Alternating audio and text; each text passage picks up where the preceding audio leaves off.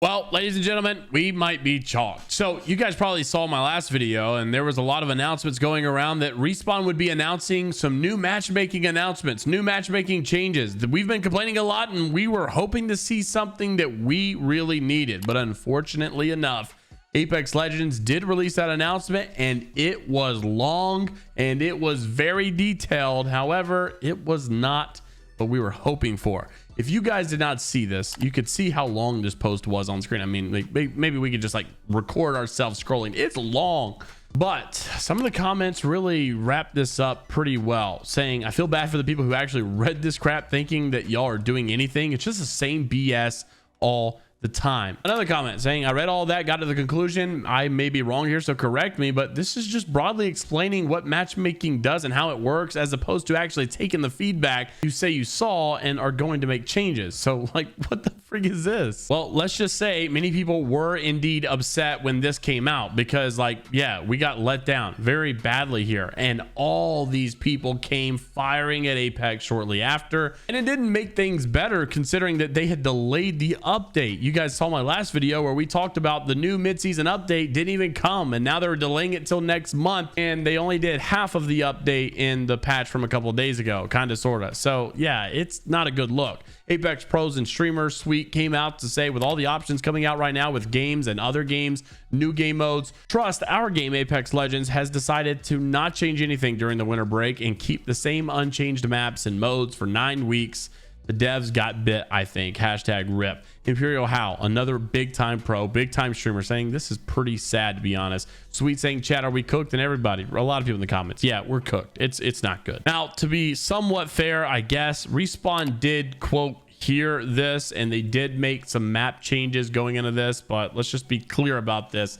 They're not organically making good decisions. We are making good decisions, and they are being forced into corners to actually make those decisions. So many people were complaining, hoping that Apex was going to make a big announcement, but that just didn't happen. And you saw a lot of comments like this. Steve saying the Apex bubble finally popped. Now all these MFs have to somehow explain why they have a 5-year cap on their resume. It also sucks when you see other games doing such great things, like Sweet also saying that he was excited to announce that he'll be competing in the Marvel Rivals North American Invitational. We have seen a lot of North American Apex pros competing in this stuff. Like Luminosity is not the only one.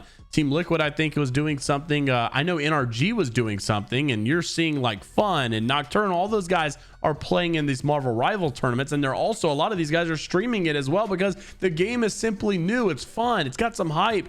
And it sucks to see the comments saying it's so sad. I wish Apex had this hype again, but Respawn has truly dropped the ball. I think more specifically it's EA, but we'll see what happens. Obviously, yes, there are some conversations about wall running coming and arenas mode coming. And yeah, I mean, let's hope for a miracle somewhere down the road, but it's definitely not looking anytime soon. I mean, some of the most recent news right after all that bad news came out was a leak from Bias saying that it looks like Respawn was planning to release grenade skins, and that this on screen was a thermite skin. Now, I do remember months or years ago they had some kind of ice freeze grenade thing that was leaked, and I thought maybe that would be this, but according to him, it is a thermite skin. Yeah, why are we not surprised? On top of that, there's small things that Apex is not doing well. Like, I didn't even realize this, but apparently it's been 4 months of badges being unachievable. Did you know the 20 bomb, the 4K badge, and some others you can't even get right now in pubs, because the game has limited progression according to Burno in general, and the 2 things it had, 6-year-old badges plus trackers, are now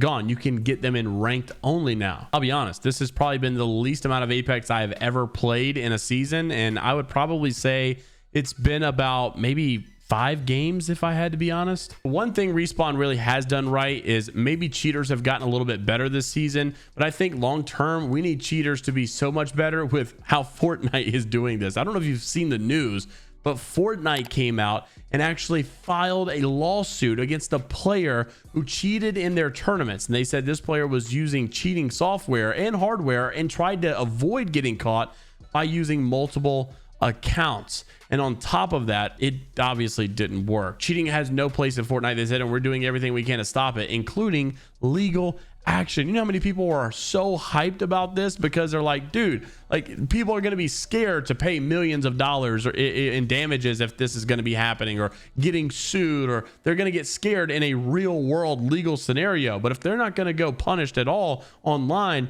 then yeah, you're going to have problems. So to see this was refreshing, and I can't imagine how nice that must be to be a Fortnite player feeling some kind of confidence that the competitive scene might be taken care of to some degree. People are going to be scared to do stuff like that. Even Nick Merck saying, now let's make this normal across the board. I completely agree. I think it needs to be that way. It's just crazy because you're seeing so many good ideas that are working out there in other games, and you're seeing so many bad ideas that we said were bad that obviously are bad in the game now.